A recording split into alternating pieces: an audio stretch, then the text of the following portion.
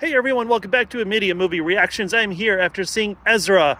This is a movie starring Bobby Cannavale and Rose Byrne and William Fitzgerald, who plays the eponymous Ezra, young man, autistic person who is dealing with the split of his parents. But it's really more about Bobby Cannavale, who plays Max Bernal, I believe the name is, who is a failing comic or was a failed writer on late night TV shows, doesn't really get into a lot of it. There's some weird drops in this movie, story arcs and plot threads that they never follow through on.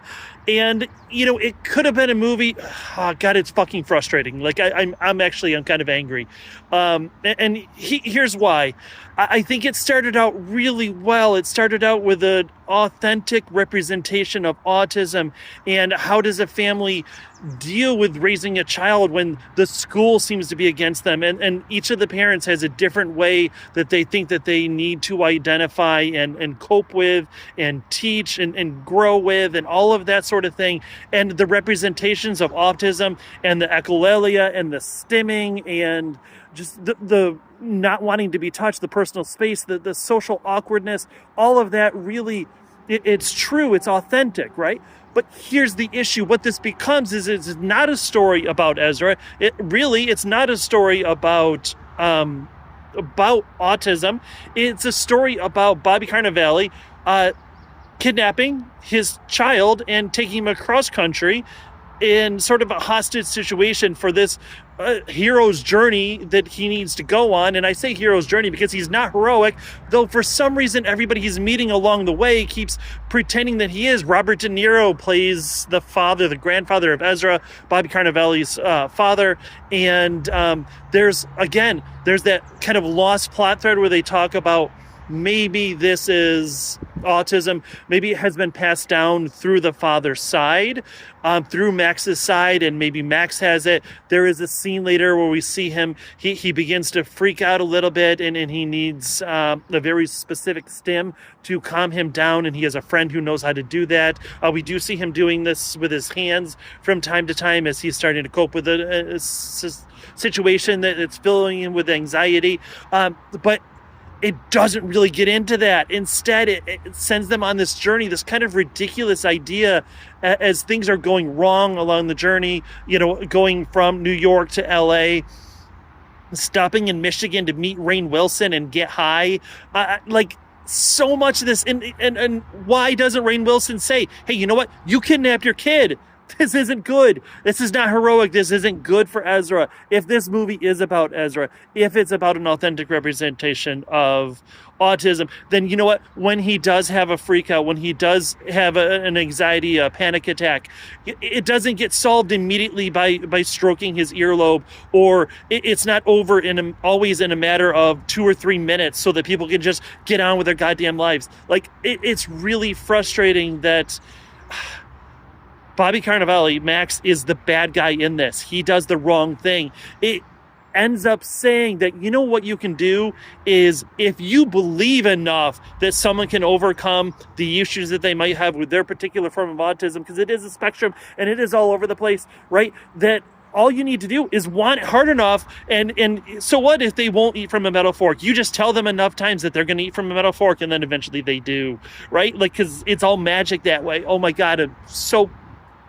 frustrated with this movie because it could have been so good. It's so close, but it feels like what they did was they took Max's approach, which is, in my opinion, the wrong approach of, okay, you know what? I'm just going to keep trying to hug my child. I'm going to keep hugging. I'm going to keep doing it. I'm going to keep doing it. And eventually, guess what? Magical Hollywood, it's all good in the end. Now he'll give us hugs. And I get that the children can grow, even with autism, right? Children with autism can grow, or autistic children can grow. Sorry, I messed that up. It's supposed to be autistic children, not children with autism, or people with autism. It should be autistic people, right? They can grow. They can learn just like anybody else.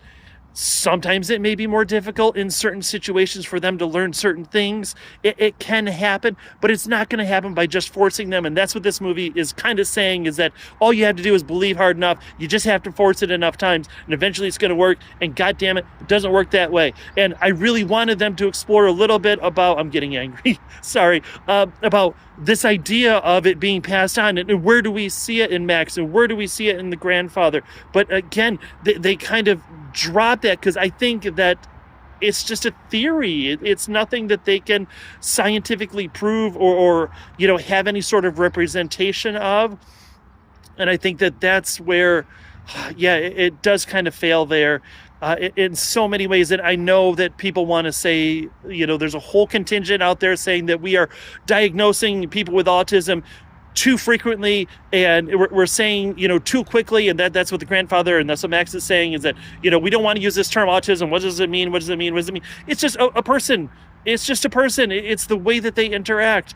And so, yeah, maybe we are, getting that diagnosis of autism a little bit more frequently, actually a lot more frequently than we used to, but it's difficult to get a diagnosis of autism. There are very specific criteria that you have to meet in order to get that diagnosis. And when you do, then you have to approach it in a specific way in order to be successful. And just forcing them into a box is not the way to do it.